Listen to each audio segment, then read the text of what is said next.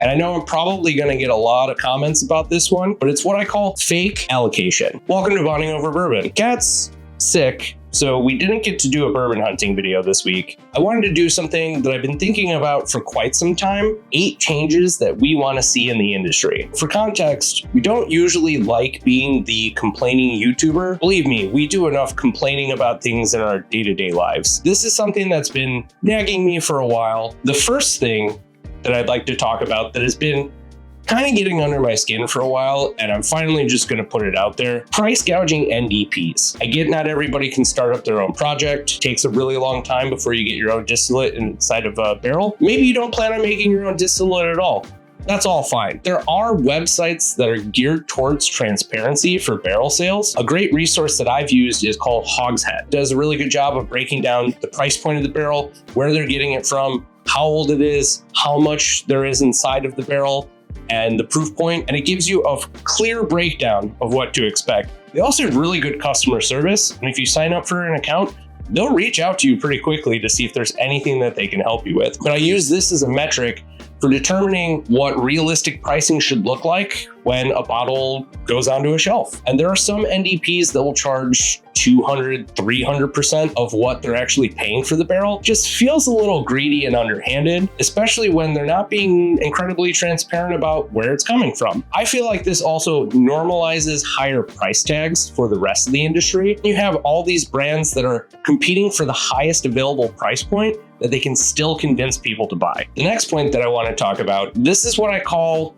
the Da Vinci Code barrel information. So the 2 biggest offenders that do this that I can think of right now are River Roots and Rare Character. They both walk this very weird line between transparency and not being transparent. They leave the onus of the consumer to do all of the research to figure out different mash bills from different distilleries inside of different bottles, what distillery it's coming from, whether or not they actually want to buy it, and love one but hate the other. In my personal experience, it has not only watered down brand identity, but it has also made it incredibly difficult to find any form of transparency. One of our subscribers got a River Roots bottle, and they didn't even know where it was sourced from. I tried searching for the information publicly, and after about an hour, I gave up and turned to Discord, and within a matter of minutes, somebody responded with information that I don't think is publicly available. If you're forcing your own customers or your own buyers to do their own research, sometimes to turn up nothing, what are we doing here? My third point is too many limited releases. When you start to release multiple a year,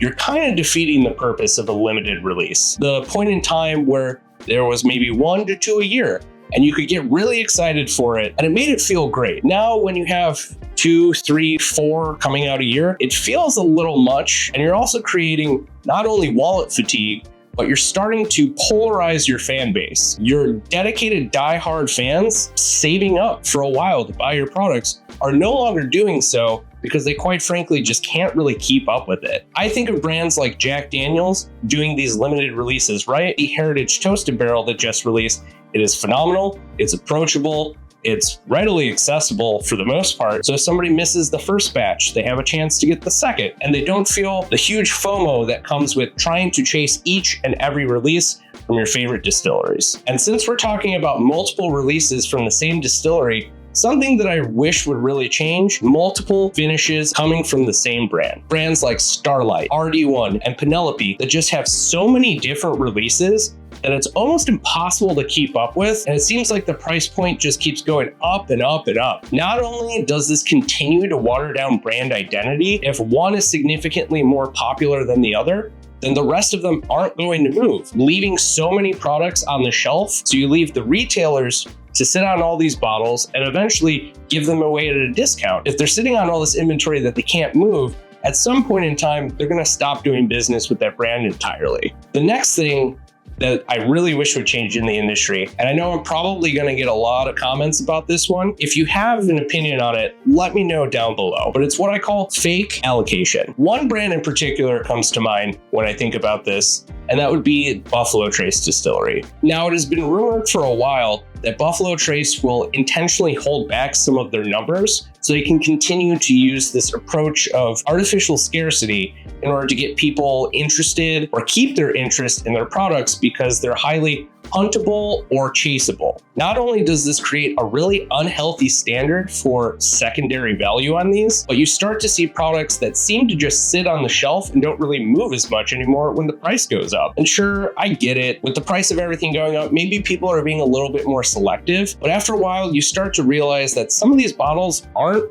as fun to chase anymore, and they don't really hit the same spot or scratch the same itch that they used to. It is highly rumored right now that Eagle Rare 10 hasn't really been selling that well over the last couple of years, so that Buffalo Trace just held back their inventory so that they can just release a new SKU entirely for their Eagle Rare 12. Roughly the same price point at MSRP, have incredibly different values when it comes to secondary. The next thing that I'd like to see change in the industry is all of these online drops that seem to just go poorly every single time. You enter what I have started to call, which is you're basically just stuck on a website that's not really working. You don't know if it's glitching out or if you're actually in line or if the thing that you put in the cart is actually even going to be there when you go to do checkout. With the Russell's Reserve 15 drop that happened last year, I was in a cart for 90 minutes on a website. I got in about 2 minutes before the website closed, and I didn't even know if my order actually went through or not. I've talked to many other people that have had the same issues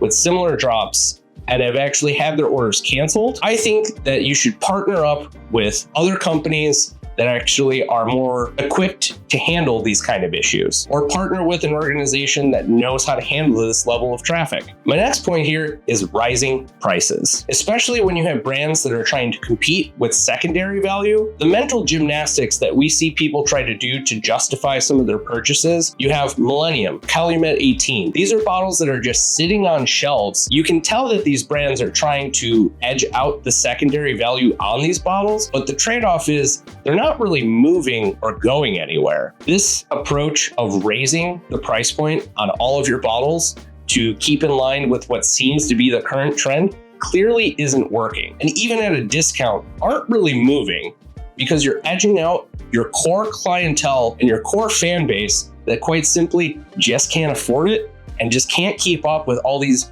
ridiculously priced releases anymore. The last thing that I would like to see change in the industry, subscription-based services that have ridiculous price tags. Even though you are a member of their plan, they will continue to add additional taxes and shipping costs every time that there's a release. The kicker is you don't even get them on a month-to-month basis. Just the idea of having to wait 3 months at a time before you actually start to see your shipments go out feels a little bad. You also have to pay an additional tax on top of that. I feel like this is something that should be bundled into the price of the membership, or it's something that you can work out as an additional perk so you don't have to spend any money on shipping. Something similar to like Amazon Prime, where it's essentially bundled into the cost of your membership. So these are 8 things that are happening in the industry right now that we would like to see change, and we'd love to see the change sooner than later. But let us know your thoughts below in the comments. I'm sure we said enough things to make at least a few people mad, and I want to see why. If you like the video like this and you want to see more content like this, give it a thumbs up, and don't forget to subscribe to our channel for more content like this